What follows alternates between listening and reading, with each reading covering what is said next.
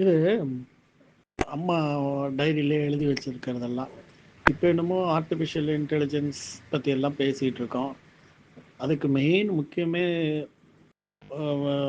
அதுக்கு machine learning, deep learning, இதுக்கெல்லாம் main முக்கிய பேசிக்கே வந்து டேட்டா கலெக்ஷன். இந்த டேட்டா கலெக்ஷன் வச்சு தான் you have a data mining. அதை வச்சு உங்களுக்கு ஃபீட் பண்ணி மிஷினில் ஃபீட் பண்ணி வி கெட் த அவுட்புட். இப்போ பார்த்தீங்கன்னா அம்மா எழுதி வச்சிருக்கிறது வீட்டில் எல்லாம் ஏசி எப்போ சர்வீஸ் பண்ணுது, எது எது ஏஎம்சி போட்டிருக்குது, எப்பப்போ பண்ணணும், அது ஈவன் டிவி, அது கடிகாரம், வாட்சஸ் இருக்கு இல்லையா, வால் கிளாக்கு, வாட்சஸ் இருக்கு இல்லையா வீட்டில், அதுக்கெல்லாம் எப்போ பேட்ரி மாற்றினது எல்லாம் எழுதி வச்சுருக்காங்க. ஸோ இப்போது ஒன்று சொல்லுவேன் என்னென்னா, வீட்டில் பெட்டில் இருக்க பெட்ரூமில் பெட் ஸ்ப்ரெட்டு எப்போ மாற்றினாங்க அதையும் எழுதி வச்சுருக்காங்க. ஸோ இப்போ இதெல்லாம் நான் வந்து ஒரு கம்ப்யூட்டரில் ஃபீட் பண்ணேன்னா ஆட்டோமேட்டிக்காக ஆவரேஜாக பார்த்து ஆவரேஜாக எத்தனை நாளில் பெட் ஸ்ப்ரெட் மாற்றணும், ஆவரேஜாக எத்தனை நாளில் இந்த பேட்டரியெல்லாம் மாற்ற வேண்டி வரும்னு I can get easily I can get a thing. So whole இது ஆட்டோமேஷன் பண்ணுறதுக்கான டேட்டா வந்து ஷி ஹஸ் அக்குமுலேட்டட். இதில் படித்து பார்த்தீங்கன்னா தெரியும் என்னென்ன போட்டிருக்காங்கன்னு சொன்னால் மோட்டர் இருக்குது, ஓவர் ஹெட் டேங்க் க்ளீன் பண்ணது, சம்பு க்ளீன் பண்ணது, செப்டிக் டேங்க் க்ளீன் பண்ணது, அப்புறம் வீட்லேயே டோட்டலாக எலக்ட்ரிக்கல் வேலை என்னென்ன பார்த்தது, ஃபியூஸ் பல்பு எப்போ மாற்றினது, எந்த ரூமில் எந்த பல்பு எப்போ ஃபியூஸ் ஆச்சு, எப்போ மாற்றிருக்கோம், அதுக்கு எவ்வளோ செலவாகிருக்கு, ப்ளம்பிங் வேலை, வாட்டர் லீக்கு, பைப்பு மாற்றினது, வாட்டர் ஃபில்டரு அதை எப்போ பண்ணது, யூபிஎஸ் சர்வீஸு. ஸோ இந்த மாதிரி எல்லாமே எழுதி வச்சுருக்காங்க. ஈவன் ஜன்னலில் கிரில்லெல்லாம் துடைக்க சொல்லுவாங்க. இந்த சர்வெண்ட் மைடோட பசங்கள்லாம் வந்தாங்கன்னா லீவு நாள் சும்மா இருக்கீங்களா வாங்கன்னு சொல்லிட்டு உடனே இந்த கிரில்லை தொட அந்த கிரில்லை தொடன்னு சொல்லிட்டு கையில் கொஞ்சம் காசு கொடுத்து அனுப்புவாங்க, இதை வாங்கிக்கோ அதை வாங்கிக்கோன்னு. ஸோ அந்த டேட் எழுதி வச்சுருக்காங்க. ஸோ இது எல்லாமே வந்து unimaginable, simply wonderful, no words to praise. Also, to add on to what Anna had said, index பண்ணுவாங்க எங்கள் அம்மா. இந்த புக்கில் வந்து ஆக்சுவலாக இண்டெக்ஸ் அப்படின்னு இருக்குது, பட் அதுக்கு வந்து பேஜ் நம்பர்ஸ் எல்லாம் போடுவாங்க. இந்த நோட்டு வாங்கிட்டு she will put in page numbers 1,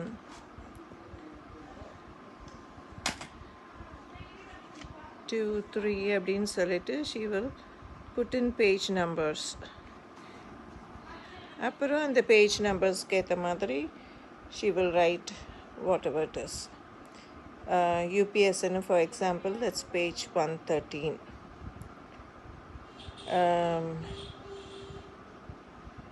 சில பேஜஸ்ஸு அவங்க கொடுத்தது பத்தலை அப்படின்னா then she will refer to another page. வேறு எதுலையாவது கம்மியாக எழுதியிருந்தாங்கன்னா அந்த பேஜில் போட்டு for example.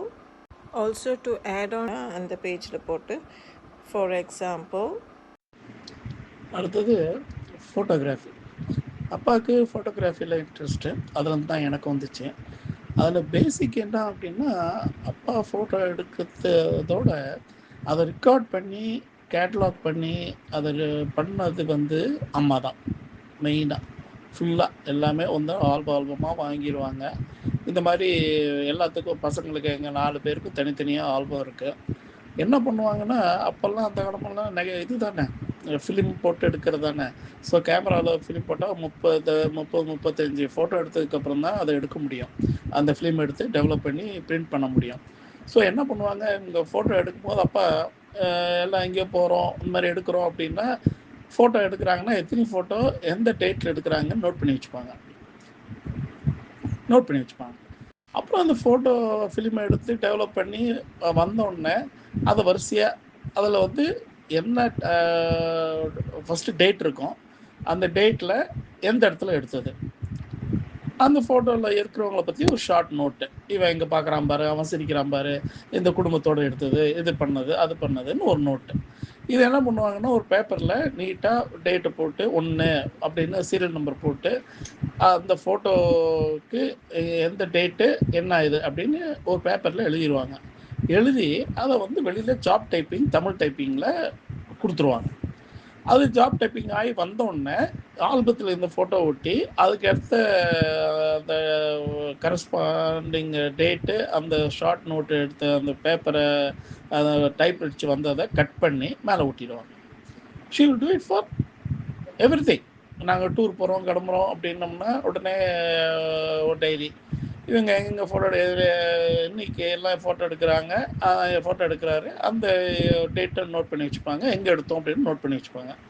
இப்படியே பண்ணி பண்ணி பண்ணி பண்ணி ஃபேமிலி ஆல்பம், அப்புறம் மேரேஜ் ஆல்பம், எல்லா ஃபேமிலியில் எங்கெல்லாம் யாருக்கெல்லாம் மேரேஜ் இது பண்ணோம் அட்டன் பண்ணமோ அந்த மாதிரி இவங்க ஆல்பம், அந்த மாதிரி கிட்டத்தட்ட வீட்லேயே இங்கே வந்து பார்த்தீங்கன்னா எங்கேயாவது ஒரு 30-35 ஆல்பம் இருக்கும் ஃபுல்லுமே இன்னும் இருக்குது. ஸோ இது வந்து எனக்கு மெயினாக ஃபோட்டோகிராஃபி இன்ட்ரெஸ்ட்டில் வந்தது, இது பண்ணதெல்லாம் வந்து பேசிக்காக அவங்க இந்த மாதிரி ரெக்கார்ட் பண்ணி இவ்வளோ ஃபோட்டோஸ் நான் பார்த்து இருந்தனால தான் இது பண்ண முடிஞ்சது. It's a very nice thing. Photo எடுக்கிறது ஒன்று, அதை ரெக்கார்ட் பண்ணி அதை கேட்லாக் பண்ணி அதை வச்சு அதை டிஸ்பிளே பண்ணுறதுன்றது இட்ஸ் ஒண்டர்ஃபுல் வர்ச்சு. கிரேட்.